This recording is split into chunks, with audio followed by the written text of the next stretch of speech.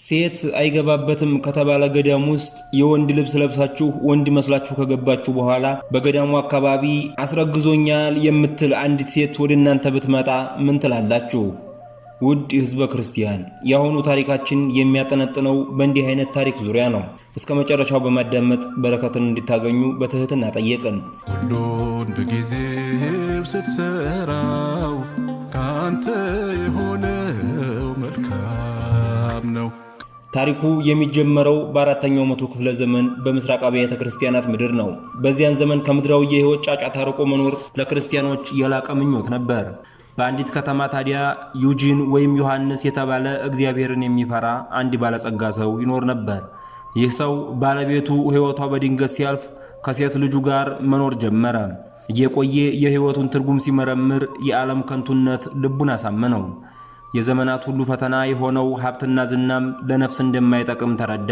እርሱም ወደ ገዳማዊ ሕይወት ለመግባት ቆረጠ። የዩጂን ውሳኔ ልጁን እንባ መሪናን ጥልቅ የሆነ ሐሳብ ውስጥ ከተታት። እንባ መሪና እናቷን ቀድማታ በአባቷ ጥላ ስር እያደገች ከሁሉም በላይ የምትወደውና የምትተማመነው አባቷን ትታ እንዴት በብቸኝነት ትኖራለች? አንድ ቀን አንድ ነገር በጭንቅላቷ ውስጥ ብልጭ አለላት። ይህም አባቷን ተከትላ ወደ ገዳም መግባት ነበር። ነገር ግን በዚያ ዘመን በወንዶች ገዳም ውስጥ ሴቶች መግባት ከአባቶች ጋር ተከትሎ መሄድም የተከለከለ ነበረ። እንባ መሪና ግን ድፍረት የተሞላበት ውሳኔን ወሰነች። አባቴ ሆይ ለምን እኔን በዚህ ጥላኝ ትሄዳለህ? ብቻዬንስ እኔ ምን ይወጣኛል ማለት ጀመረች። ይልቁንስ አብረህ ውሰደኝና አብሬ ካንተ ጋር እንደ ወንድ ተመስዬ አብሬ ልኑር ብላ ለመነችው። ከዓለማዊ ፈተናም ራሴን እጠብቃለሁ፣ ለአምላካችን በንጽህና አገለግላለሁ እያለችም አባቷን አስጨነቀችው። ልቧ በንጽህናና በእውነት ተሞላ። አባቷ መጀመሪያ ላይ ቢደነግጥም ልጁ ስለ እግዚአብሔር ያላትን ፍቅርና ጽናት ተመልክቶ ተስማማ።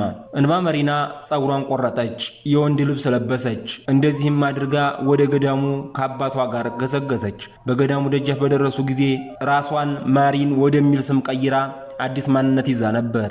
አባ ዩጂን ልጁን ለገዳሙ አበምኔት ሲያስተዋውቅ ይህ ልጄ ነው፣ እናቱን አጥቷል፣ የዓለሙን ከንቱነት ተረድቷል፣ እርሶ የሚቀበሉት ዘንድ አምንበዎታለሁ አላቸው የገዳሙን አበምኔት። የገዳሙ አበምኔትም እንባ መሪናን ወይም አዲሱን አባ ማሪንን ተቀበሉት። ከዚህ በኋላ ጀምሮ እንባ መሪና የጾታዋና የልቧ ምስጢር ተቀበረ። የትህትናና የመታዘዝ መንገድን ጀመረች። አባ ማሪን በቀን ሥራው በሌሊት ደግሞ በጸሎቱ የሚተጋባት ነበር። እንደ ማንኛውም ወንድ መነኩሴ ከባድ የጉልበት ሥራ ይሠራ ነበር። ከሌሎቹም መነኮሳት ጋር ይመገብና ይቆይ ነበር። ፍጹም ዝምታና አይናፋርነቷ ትህትናን እንጂ ሴትነትን የሚጠቁም ምንም አይነት ጥርጣሬ አላመጣም ነበር። በዚህም ሁኔታ ለብዙ ዓመታት ኖረች። እሷም እንደ ሌሎቹ ወንዶች በላቀ ክብር ትታይ ነበር። ከዚህ በኋላ አባቷ ለመነኮሳቱ አደራ ሰጥቷት አረፈ። ከአባቷ ሞት በኋላም ቢሆን ማንም ስለሷ ሊጠረጥር የቻለ አልነበረም። መሪና ለብቻዋ እግዚአብሔርን እያገለገለች በነፍሷ ሰላም ታገኝ ነበር። አንድ ቀን ግን የእግዚአብሔር ፈቃድ ሆነና መሪና እጅግ ከባድ የሆነ የፈተና እሳት ውስጥ ልታልፍ ግድ ሆነባት። አንድ ቀን ገዳሙ አባ ማሪንን በቅርብ ወዳለ ከተማ ለተልኮ ሰደዳቸው። በዚያም የገዳሙ አገልጋዮች ንብረት በነበረ ቤት ውስጥ አደረ። በዚያም ጊዜ በአካባቢው ባለ ማረፊያ ቤት የምትሰራ አንዲት ሴት ነበረች። ከአባ ማሪን ወደ ገዳማቸው መመለስ በኋላ ይቺ ሴት አረገዘች። ከማን አረገዝሽ ንገሪን ስትባል በድፍረት ሆና ከገዳሙ መነኩሴ ማሪን ከሚባለው ነው ብላ ተናገረች። ዜናው እንደ ነጎድጓድ በገዳሙ ውስጥ ተሰማ። የመነኮሳቱ ልብ በቁጣና በድንጋጤ ተመታ። አበምኔቱ አባ ማሪንን ጠርተው በቁጣ እንዲህ አሉት። አንተ ቅዱስ መልክ ለብሰህ የገዳማችንን ክብር አዋረድክ፣ ሕገ አምላክን አፈረስክ። ለምን ይህን የረከሰ ተግባር ፈጸምክ? አባ ማሪን የሐሰት ክሱን ሰማ። በዚያን ጊዜ አንድ ቃል ብቻ መናገር ነበረባት፣ እኔ ሴት ነኝ የሚል። ይህ ቃል ንጽሕናዋን ያስረዳ፣ የገዳሙን ክስ ማስተባበል የሚችልና መከራዋን የሚያስቆም ነበር። እርሷ ግን ዝምታን መረጠች። የትህትናና የትዕግሥት መቅደስ የገነባችው መሪና ሰማያዊውን ክብር ከምድራዊ ክብር በላይ ያደረገች። ንስሐ ለመግባትና ኃጢአቱን ለመቀበል ፈቃደኛ ባለመሆኑ አበምኔቱ አባ ማሪንን ከገዳሙ አባረረው። አባ ማሪን ከገዳሙ ከተባረረ በኋላ በሕይወት ለመኖር የሚያበቃ ምንም ነገር አልነበረውም። የገዳሙ በር ላይ ተቀምጦ በረዶና ዝናብ ሲመታው ፀሐይ ሲያቃጥለው በእግዚአብሔር ላይ ያለውን ተስፋ አለመቁረጥ አሳየም። ከወራት በኋላ ያቺ ሴት ሕፃኑን ወለደች። ቤተሰቦቿም ሕፃኑን ወደ ገዳሙ ይዘው መጥተው የእርሱ ነውና እሱ የሠራውን የኃጢአት ፍሬ ይውሰድና ያሳድግ ብለው በመሪና እጅ ሰጡ። ዓለም አባ ማሪንን እንደ ጨካኝ የተረገመና የወደቀ መነኩሴ ተመለከተው። አባ ማሪን ግን ይህን ሁሉ ውርደት በጸጋ ተቀበለ። የዓለምን ስድብ፣ የሐሰት ውንጀላ በትሕትና ተሸከመ። ከዚች ሰዓት ጀምሮ ማሪን ለዚያ ሕፃን እናትና አባት ሆነ። በገዳሙ ግድግዳ አጠገብ ባለው ትንሽ ጎጆ ውስጥ እየኖረ ሕፃኑን የሚያገኘውን እያበላ ምጽዋት እየለመነ አሳደገው። ንጽሕናውን ለመጠበቅ ብሎ የገባው መከራ የሚወርደውን የሐሰት ክስ ተሸካሚ ያደረገው። ለዓመታት ያህል መሪና በገዳሙ በር ላይ እንደ ውሻ ታዛዥ ሆኖ ቆሞ መከራንና ሐዘንን ታገሰ። በመጨረሻም የመነኮሳቱ ልብ ተመታ። ለዓመታት በአባ ማሪን ትዕግስትና በደግነቱ ተገርመው ነበር። በአበምኔቱ ልመና ወደ ገዳሙ እንዲመለስ ፈቀዱለት። ነገር ግን አሁንም እንደ ተራና እንደ ተናቅ አገልጋይ ሆኖ ነበር። አባ ማሪን በደስታ ተቀላቅሎ ሕፃኑን ይዞ በገዳሙ ተቀመጠ። ቀሪ ሕይወቱንም በላቀ ትሕትናና በመታዘዝ አሳለፈ። መነኮሳቱ እርሱን እየነቀፉ እየሰደቡና ከባድ ሥራ እየሰጡ እርሱ በየዋህነት ይቀበል ነበር። ከጥቂት ዓመታት በኋላ ይህ አባት አባ ማሪን ከዚህ ዓለም ድካም አረፈ። መነኮሳቱ ለአገልግሎት ተሰበሰቡ። የሞተውን ወንድማቸውን አስከሬን ሊገንዙ ሲያዘጋጁ ድንገት በድንጋጤ ተመቱ። አስከሬኑ ሴት መሆኑን አዩ።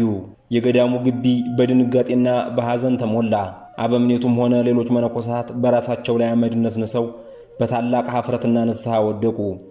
እነርሱ በእርግጥም ቅድስት የሆነችውን ነፍስ አሰቃዩ። ለዓመታት ሙሉ የሐሰት ክስን በዝምታ የተሸከመችው ይህች ቅድስት በሞቷ ጊዜ ትዕግስቷና የሰማዕትነት ሕይወቷ ተገለጠ። የእንባ መሪና ታሪክ የሰው ልጅ ከክርስቶስ ፍቅር የተነሳ ምን ያህል ታላቅ መሥዋዕትነት መክፈል እንደሚችል የሚያሳይ ነው። ዓለምን ሁሉ የሚመጥን ክብር ትታ በእግዚአብሔር ፊት ግን ታላቅ ትሕትናንና ውርደትን ተቀበለች። ከዚያም በኋላም ያቺ የሐሰት ክስ የመሰከረች ሴት በጭንቅ በሽታ ታመመች። የገዳሙን ሰዎች ይቅርታ ለመጠየቅ እውነቱንም ለመናገር ወደ ገዳሙ መጣች። በመጨረሻም ቅድስት እንባ መሪና ንጽሕናዋ በሕዝብ ፊት ተገለጠ። የሐሰት ክስ ያቀረበችባት ሴት ለእንባ መሪና አስክሬን እየሰገደች እባክሽን ይቅር በይኝ እያለች ለመነች። ከአስከሬኑም ቃል ወጥቶ ይቅር ብዬሻለሁ የሚል ድምፅ ተሰማ። ዛሬም ድረስ የእንባ መሪና ታሪክ በቅዱሳን አብያተ ክርስቲያናት ውስጥ በታላቅ ክብር ይነበባል። እርሷም የትሕትናን መጨረሻ ደረጃ ደርሳ ለሰው ልጆች ያሳየች ታላቅ እናትና አባት ሆና ትመሰክራለችና።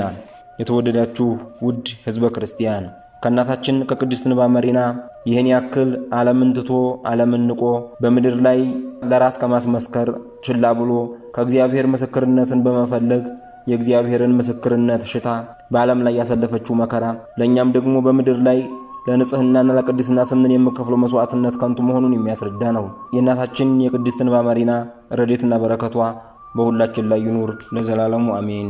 ሁሉን በጊዜው ስትሰራው ካንተ የሆነው መልካም ነው።